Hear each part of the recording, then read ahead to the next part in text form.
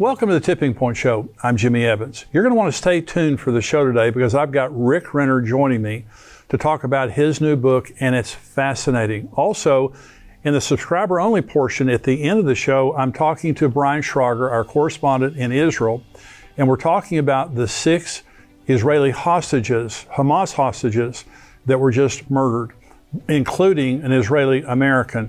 It has caused upheaval politically in Israel, a firestorm of controversy around the world, and it just makes a bad situation even worse. We're going to be talking about what's happening right now in Israel regarding those things. And I'm going to be introducing Rick Renner here in just a minute. Before I do that, let me talk about our Tipping Point Conference just coming up in just a few weeks on September 20th and 21st at Fellowship Church. If you haven't gotten your tickets to attend in person or for the live stream, go to conference.endtimes.com right now. We have a great lineup of top prophecy teachers in the world. I'll be bringing a keynote message on Friday night, and we're going to have a time of corporate prayer to end Friday night as we pray together for America, our elections, Israel, and everyone who's attending or watching online. We're going to have a special time of prayer for you. You know, we just need to come together right now and pray for America, pray for the soul of America, but also pray for these critical elections that are happening. We need to be praying for the nation of Israel like never before. And I know everyone that's coming there, you've got issues in your own life. People watching online, you've got issues in your lives, and corporate prayer is powerful. There's something that happens when God's people come together and we pray. And you know something, there is so much tension and stress in people's lives right now concerning what's happening in the world, what's occurring in Israel, the elections, all those kinds of things. And rather than worry about it or just talk about it, we're going to come together and we're going to trust God. The last 10 minutes or 15 minutes of the service on Friday night, beginning our conference, we're going to have a time of prayer. This is an opportunity to be thousands of people. We'll have probably around 2,500 people in person there, as well as, you know, a lot of people watching online. And so we're all going to come together. We're going to join our faith and trust God for miracles in America and Israel and also in each one of our lives. I'm going to be praying for God to do a miracle in your life, and I'm going to be leading that time of prayer. It's going to be a powerful time, and I hope you'll go right now to conference.endtimes.com and get your tickets. And by the way, we have speakers all day Saturday also, top speakers, Jonathan Cahn, Max Lucado, Ed Young, Billy Crone, Mark Hitchcock, Lee Cummings. It's going to be a powerful day. Plus we have our panel at the end of that day, Saturday, where we answer questions from those who are attending and from people watching online. So it's going to be a great time. Right now, I want to introduce a very special guest who's been on the show before. Rick Renner is a highly respected Bible teacher and leader in the international Christian community. He's the author of a long list of books that have sold millions of copies around the world in many languages. His understanding of the Greek language and biblical history opens up the scriptures in a unique way. Rick is the overseer of the Good News Association of Churches. He's the founder of the Moscow Good News Church, and he's also the president of the Good News Channel, the largest Russian-speaking Christian satellite network in the world. He's joining me today to talk about his new book. This is it right here. It's Fallen Angels, Giants, Monsters, and the World Before the Flood. The subtitle is How the Events of Noah's Ark and the Flood are Relevant to the End of the Age. This is a fascinating book, and I can't wait to talk to Rick about it. Rick, thank you for joining me today. I'm so glad to be with you. You're one of my favorite Bible teachers in the world. Now, Karen isn't here today, but she loves you guys. Well, tell her I said thank you. I will do that. We've been following you for many, many years. Fallen Angels, Giants, Monsters, and the World Before the Flood. It's a fascinating book, and I want everybody to see how thick this is. It is so well researched, lots of pictures and all kinds of charts and things in here. I loved reading this book, and so thanks for writing it. First of all. Well, you're very welcome. Thank you. And so why did you write the book? I know you said in your book that you wanted to write it for a long time. Why did you write it now? Well, probably 20 years ago, I saw a video that showed what was reputedly the ruins of Noah's Ark, and I was a real skeptic. I did not believe it. So I decided to study it, and I studied and studied and studied and became convinced that it really might be the ruins of Noah's Ark. So I found who was the #1 Ark researcher still alive in the world today, and I began to develop a relationship with him and made an appointment, flew to the mountains of Ararat with my whole team, And Jimmy, I was quite surprised. I really believe the ruins of Noah's Ark are laying in the lower mountains of Ararat. Now, they're not on Mount Ararat. Right. And the Bible doesn't say that. Right. It says it came to rest in the mountains of Ararat.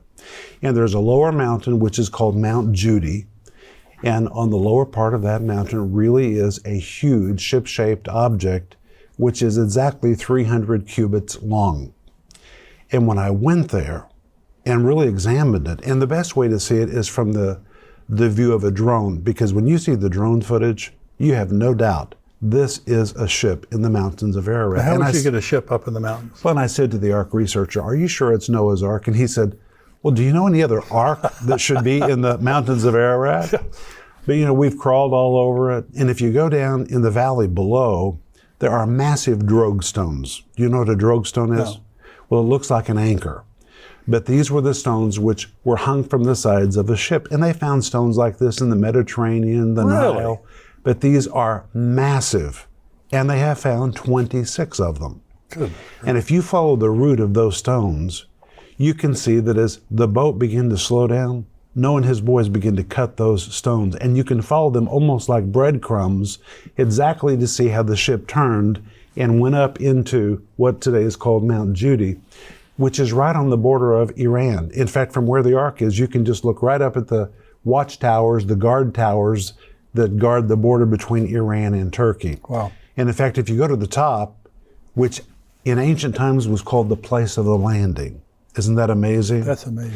And if you film with your cameras going in that direction, those guards will point their guns at you to tell you to turn your cameras around. I'm sure glad the Ark's on this side and not the other side. Yeah, it's right on this side. Yeah. And it's just amazing.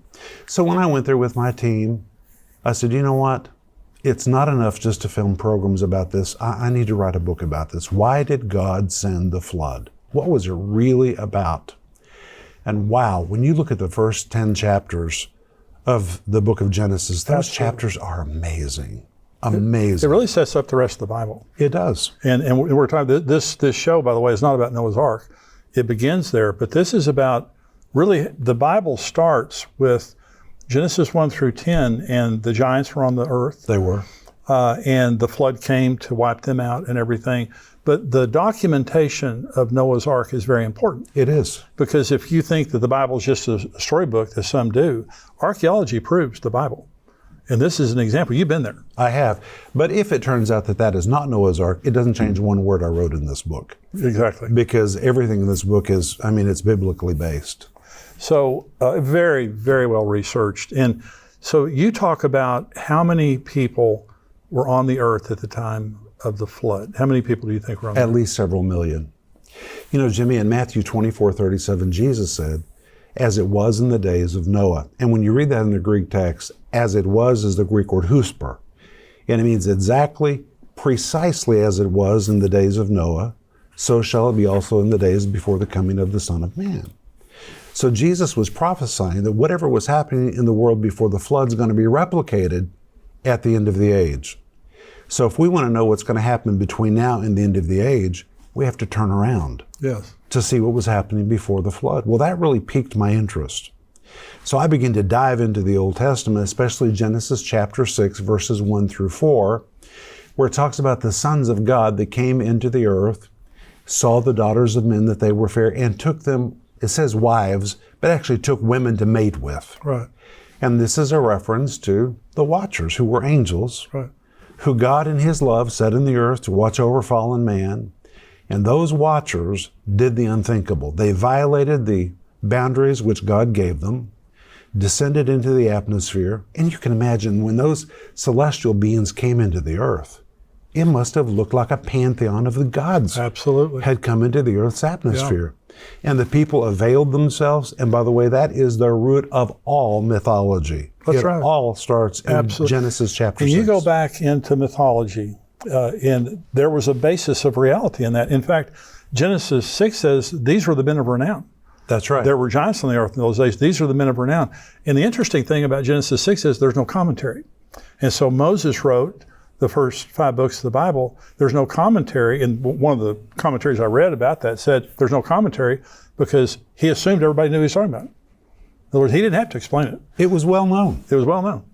Yeah, it's quite shocking to me. You know, if you look at mythology around the world, they may have different names for their gods, but it's all the same bare bones of the same story. Right.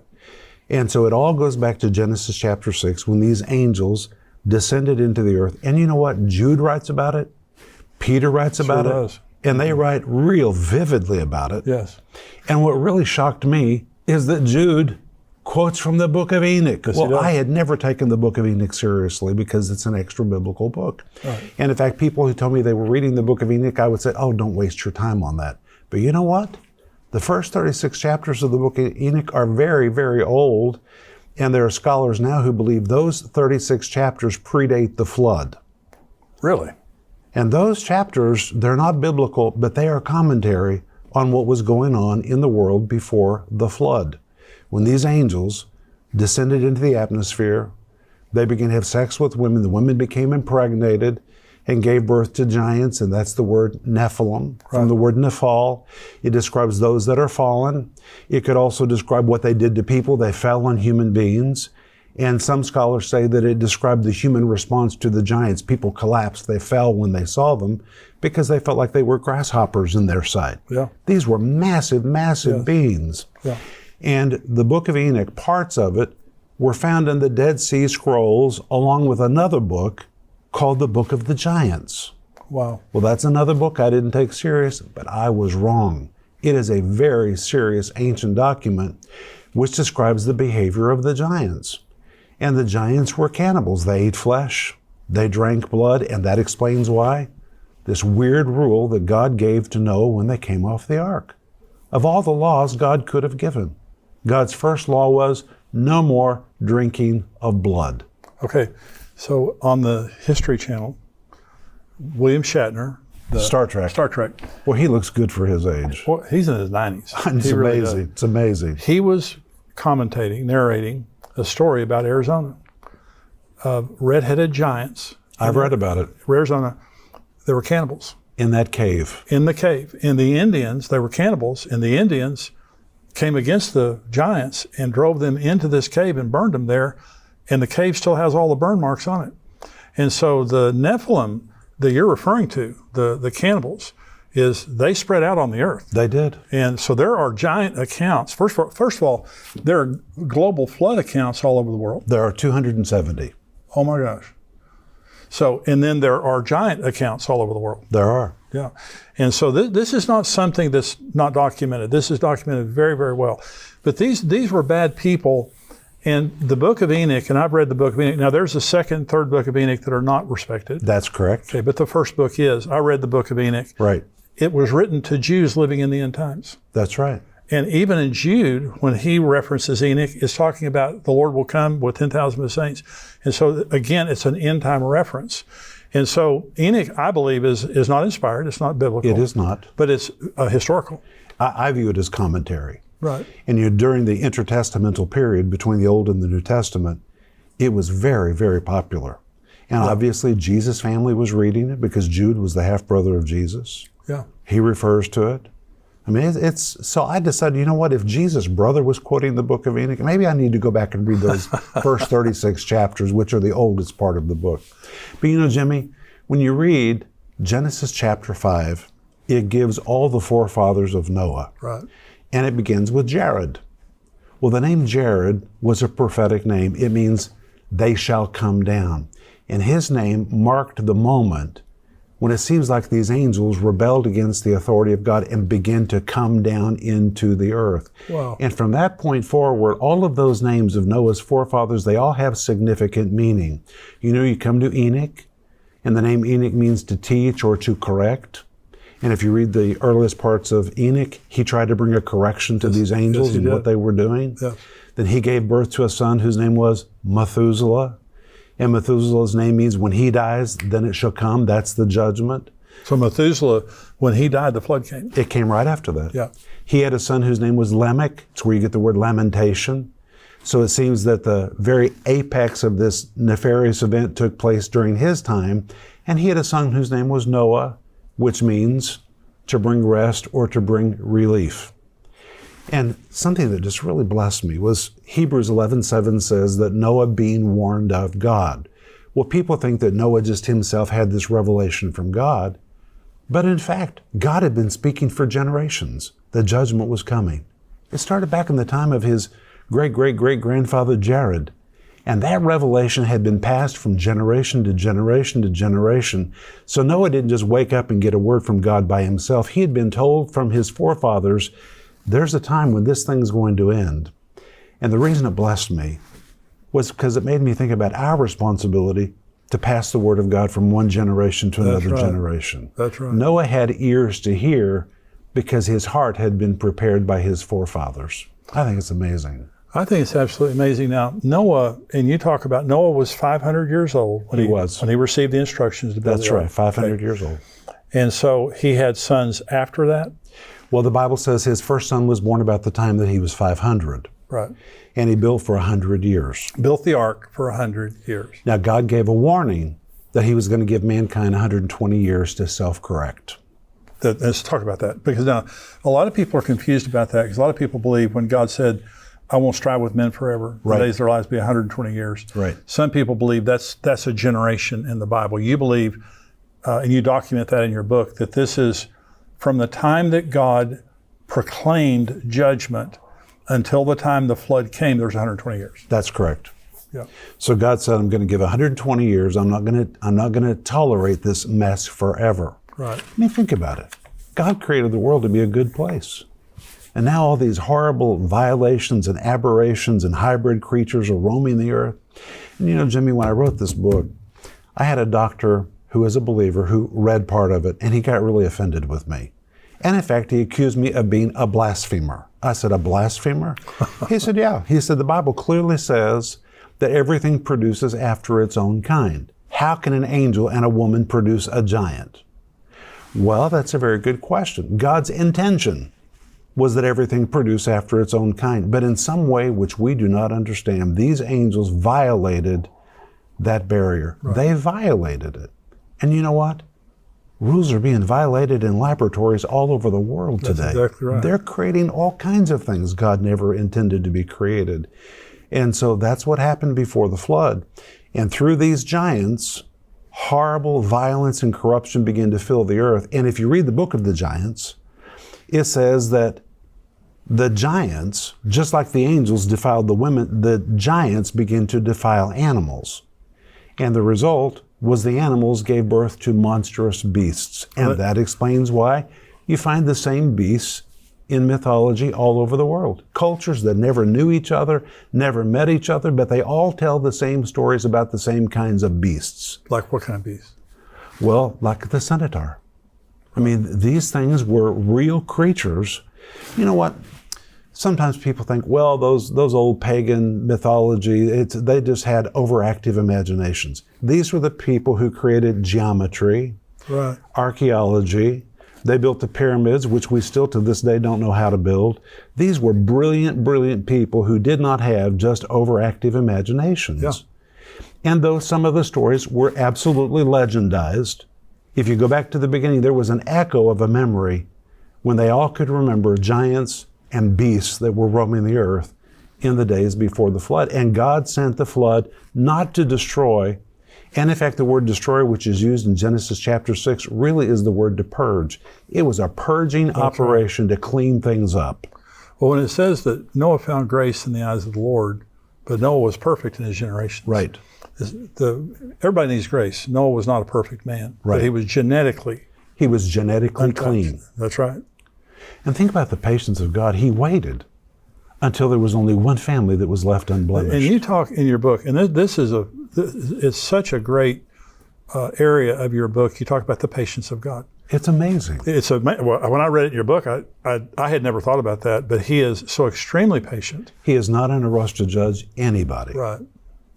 But you know, Jimmy, when I went to the lower mountains of Ararat, now I've been there multiple times. I've spent a lot of time there because when you see the ruins of Noah's Ark, you just don't want to leave. You want to stay there and really ponder. Yeah. That ship was enormous, especially when you come from the lower end, from the stern of the ship. It is so enormous that it's overwhelming. And the edge of the ship is so well preserved that you can follow the sides of the ship all the way up to the very bow of the ship, and the bow of the ship is pointed. Now, some people today speculate that it was like a big barge. It was not. It was exactly the shape of an ancient ship. Wow. And they have done core drilling into the sides of it now. They've pulled out animal things. They've pulled out actually human things from the inside of it. They've done all kinds of scans, ERT scans, ground penetrating radar. And you can now see right angles. You can see rooms, 3 levels. And the very most recent analysis shows a central corridor that goes right through the center of the ship, and a part of it is still vacated. Is that amazing? It's amazing, totally amazing. But it landed higher. It landed up on the border of what today is Iran. That up high was called the place of the landing. And then over all these years, it's come down the side of the mountain because that's a mud field. And in fact, when you go there today, I said to my wife, be sure to wear shoes that you can ruin because you are going to ruin your shoes. It's mud from the flood. And that boat literally came down the side of that mountain and finally came to rest where it is today. You say in your book here, this is chapter 5, what ancient sources said about fallen angels and giants. And you go into Clement of Rome, Josephus, Irenaeus, Athenagoras, Tertullian, all of them wrote about it. Yeah. They wrote about the ark. They wrote about the giants. They wrote about the angels metamorphosing, taking on a different form so they could have sex with women. Yeah. You know, it's when you read about it, all these ancient voices wrote in unison about the same event. And it was firmly believed until the time of Augustine. And during the time of Augustine, they were trying to throw off all the supernatural entanglements of paganism. And so Augustine brought a new doctrine that the sons of men were the seed of Seth. And that's where the Sethite theory began. And it's impossible that it's the seed of Seth. Why would the seed of Seth, the sons of God, that's what he said, why would they suddenly begin to produce giants? They would not. And I cover in this book why it cannot be the sons of Seth. So you believe the angels returned, the fallen? Oh, absolutely. Yeah. Absolutely. There was an incursion which occurred before the flood. And the Bible tells us those angels, we read this in Peter and in Jude, God has put into prison. Now this is amazing. The word that is used there in Peter is the word Tartarus. The word Tartarus is borrowed from mythology. Wow. It's an underground abyss where rebellious spirits are held. And Peter says they're going to be held there until the day of judgment. And guess what? The word judgment in Greek is the word crisis. That's literally the word, which means for those angels, it will be the greatest crisis imaginable. Jude writes about it, says they've been imprisoned, they've been incarcerated, but it appears there was a second incursion after the flood. Now, I say it appears because the Bible doesn't explicitly tell us that, but there was the appearance of giants again after the flood. It happened again. Now, here's my question for you. Okay. Jesus said whatever was happening before the flood is going to be replicated again at the end of the age. Well, this is something, and I've had several guests on to talk about that, the hybrid race. Right. So I'll answer it and I'll throw it back to you. The UFO phenomenon is very real. It is. And it's been documented.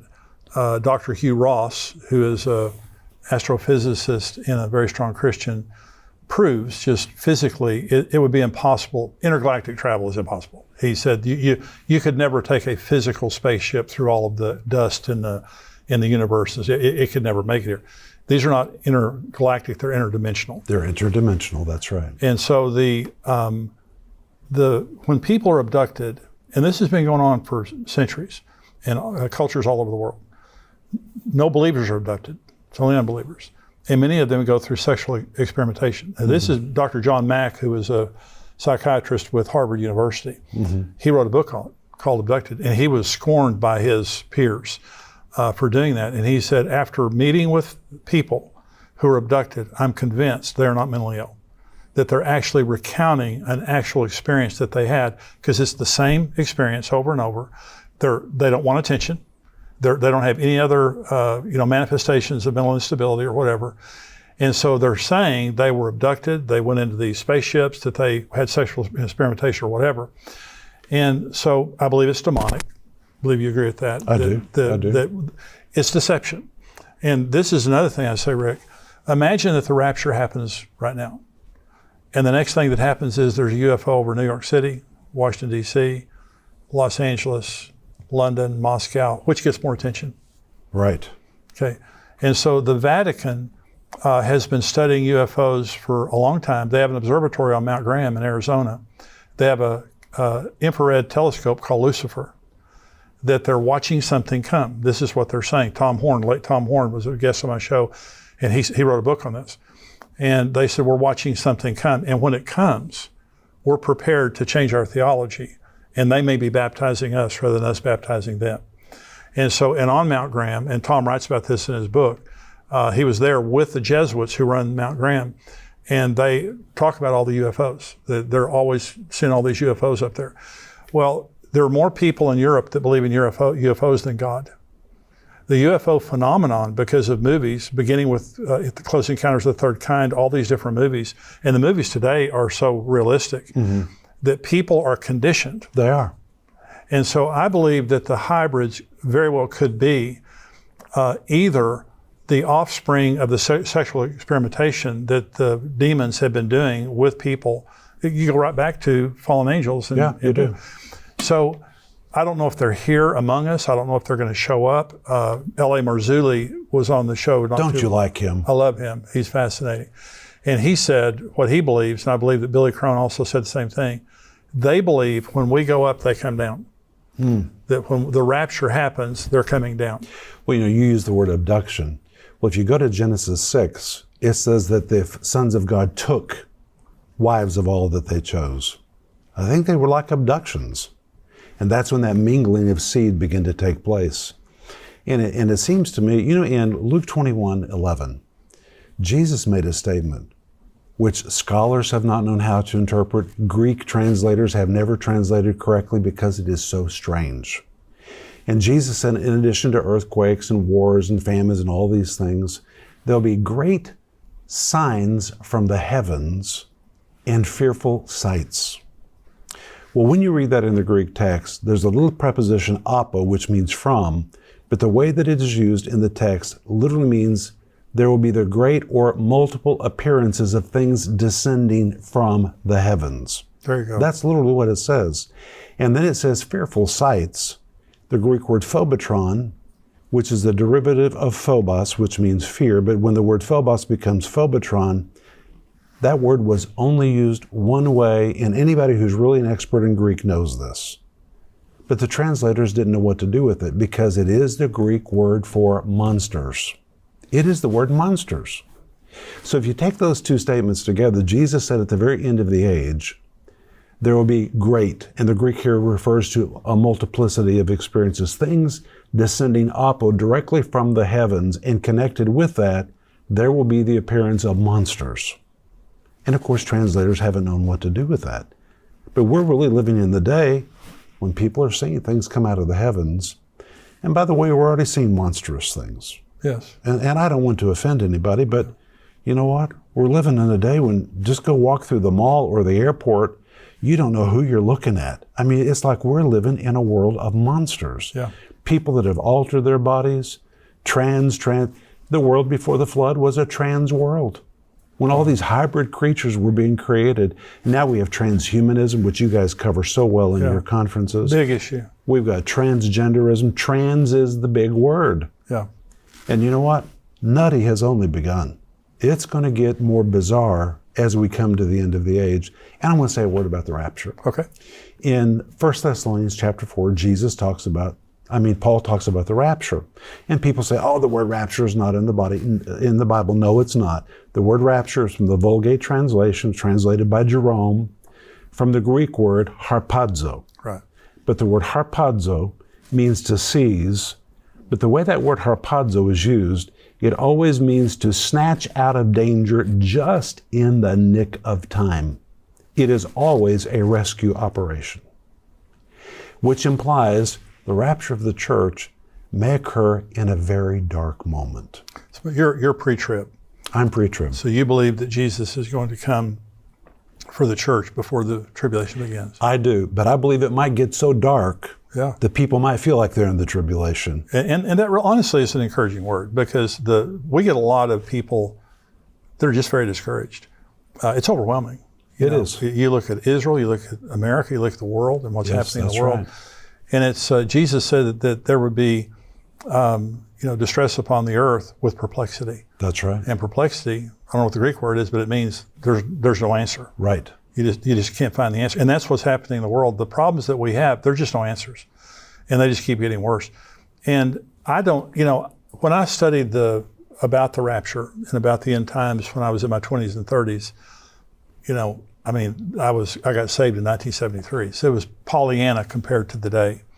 And David Wilkerson in 1983, I was in college. 1973, I was in college, and he came out with a book called The Vision. I remember when it came out, people laughed at that book. Yes, and we had a Bible study, and someone brought in a cassette tape back in the days of cassette tapes and played his sermon on the vision. Well, first of all, it scared you to death. He talked about sex on TV, homosexuals on TV. People said, "Oh, that'll never happen." He really took a lot of heat. I mean, when he said it, well, first of all, it was so credible. I mean, it just was anointed the way he did it. It was. Well, it's come true. Yeah, every word of that vision has come true. Every word. We thought it was going to happen in 5 or 10 years. He said, there'll be R-rated movies on primetime TV, and I thought, that could never happen. Well, it happened. It is. And a lot more. It has. So it was, what we're seeing today is the world of the end. And your book does such a fantastic job of, your subtitle here, how the events of Noah's Ark and the flood are relevant to the end of the age. The more I read the Bible, the more I realize it all goes back to Genesis. The Michael Heiser, we were talking about him earlier, Dr. Michael Heiser, he passed away, but he wrote a book called Reversing Hermon. Now, Hermon means oath. And Enoch talks about the angels that came down on Mount Hermon. Now, in Greek mythology, it's on Mount Olympus. It all happens on a mountain, but it starts on Hermon. Starts on Hermon. And they made an oath. The fallen angels made an oath. 200 of them. 200. Well, and that talks about the second incursion. You could have one incursion, you had plenty of angels, and they made an oath on Mount Hermon to populate the earth with human women. Now, the interesting thing is, when the children of Israel came into the promised land, and they said, we're like grasshoppers in comparison to these people, it was at the base of Mount Hermon. I mean, Israel is at the base of Mount Hermon. And so they're coming into the land around Mount Hermon, and they're seeing the Nephilim, they're seeing all these people. It terrified them. David killed Goliath. Mm-hmm. He was one of them. He was. And all of them. So the Bible, so what we're talking about on the show today is not something that happened back around Noah's day. It's something that happened in Noah's day that continues to happen today. And exactly like you said, as it was in the days of Noah, that was a very important time, it's going to be happening again. Now you have violence. We have a world of violence. You have immorality. They had world population boom. World population boom. They had evil continually in the heart of man. Oh my goodness, the section I did on that in this book about how evil today, all kinds of new inventions of evil, sex toys, sex robots. Right. I mean, what man has done, I mean, we're violating so many things in the same way there were violations before the flood. It's off the charts. So we're going to come back next week. Rick, you're going to join me again next week. And we're just now getting, honestly, we're just barely into the book. And so we're going to continue to talk about Rick's book. Thank you for joining me today. It's good to be with you. And we'll be back again next week. Thank you for joining us for today's show. Now we're going to go right now into the subscriber-only portion. And I'm talking to Brian Schrager, our correspondent in Israel. And we're talking about the 6 hostages that were just now murdered by Hamas. And there's an upheaval in Israel politically, militarily, and also just it's just a firestorm in the world that's been set off by this. We're going to be talking about what's happening in Israel right now in real time. So I want you to stay tuned for that. This is the subscriber-only portion of the show. If you're not a subscriber, go to endtimes.com. You can become a subscriber for $7 a month. You can watch the entire Tipping Point show. And we have podcasts all through the week by Brian Schrager, Dr. Mark Hitchcock, myself. We have articles. We have all kinds of information that comes out, breaking news. I would love for you to be a subscriber. Go to endtimes.com right now and become a subscriber for $7 a month. If you are a subscriber, stay tuned. I'm going to be coming right back with Brian Schrager.